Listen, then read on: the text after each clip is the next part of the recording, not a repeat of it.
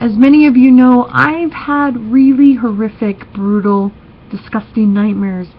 It started on my 13th birthday, and I've actually had horrific nightmares every single night of my life, except for 2.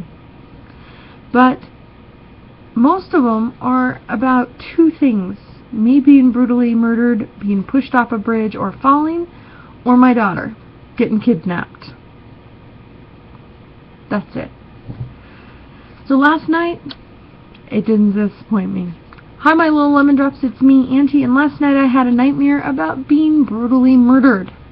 Last night I'm walking home, and I'm not sure why I'm walking because it's very cold outside, and this guy decides to run me over. Well, I didn't recognize the guy, but he realizes I'm not dead. So he backs up over me, and this time he gets me. I'm dead. And I'm laying there, and I'm bleeding, and he drives off like there's nothing wrong.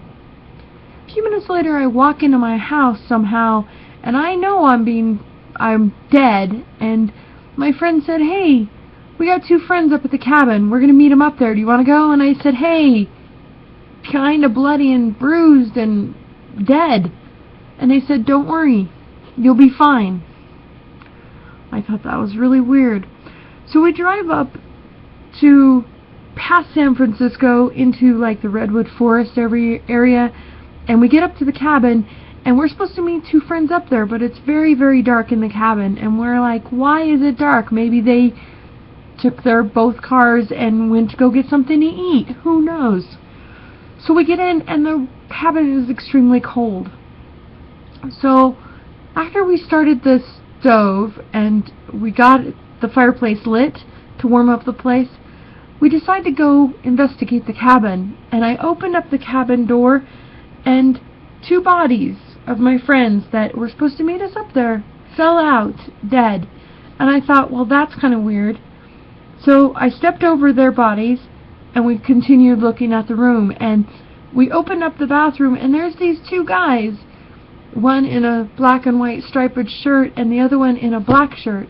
And the one in the black shirt had a beret, and the one in the striped shirt had a cowboy hat. They both had knives, and they started chasing us. So we somehow made it outside, and we're doing laps around these 4 trees.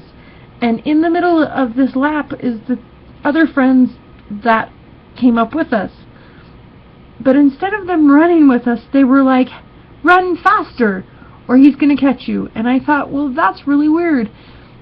So somehow I realize I'm dead, and they're not going to really kill me. So I turn around, and I somehow get the knives away from them.